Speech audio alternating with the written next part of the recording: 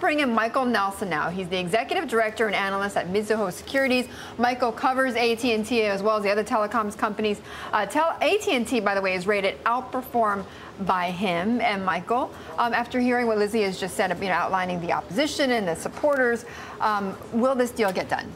Well, Betty, this is a very fluid situation, posturing by both sides, and we do expect a very lengthy regulatory approval process. There's a lot at stake in this deal. AT&T is obligated to pay a breakup fee of roughly $6 billion if this deal does not get approved.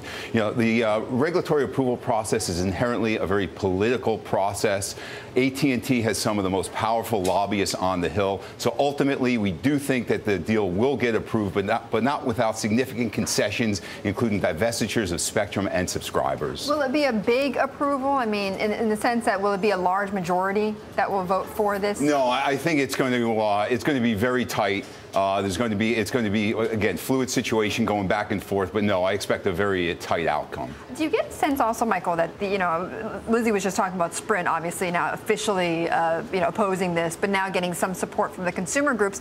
Do you get a sense that the opposition is growing against this deal?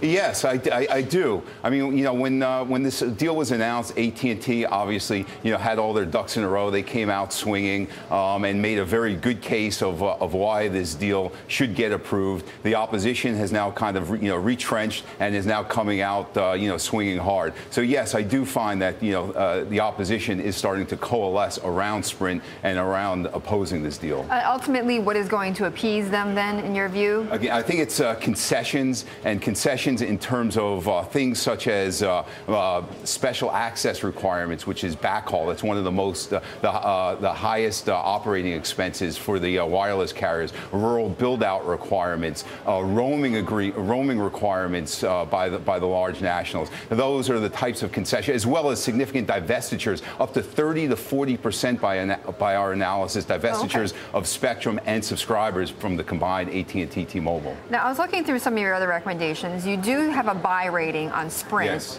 And I can imagine, though, Sprint obviously is not just doing this for charitable purposes. I mean, they're also doing this for the survival of their own business. Why do you still have a buy rating on Sprint? I think Sprint could benefit either way. If the deal does go through, Sprint has an opportunity to pick up some of those divested assets that I just required at bargain basement prices. They also have an opportunity to benefit from a more rational, competitive environment, as T-Mobile being one of the most price competitive and price aggressive competitors out there, eliminated from the industry, actually does make for a more rational, competitive environment, and Sprint can benefit in such a scenario. Then how do you make sense of their fighting this so hard? Well, ultimately, ultimately AT&T, if it does not get approved, again, they have to pay close to roughly $6 billion. That's a huge number, roughly 15% of the deal size, if the deal does not get approved. And Sprint could be in an even better position if the deal does not go through, and ultimately potentially merge with T-Mobile itself. Okay, so they're basically trying to make some trouble there, yes, and then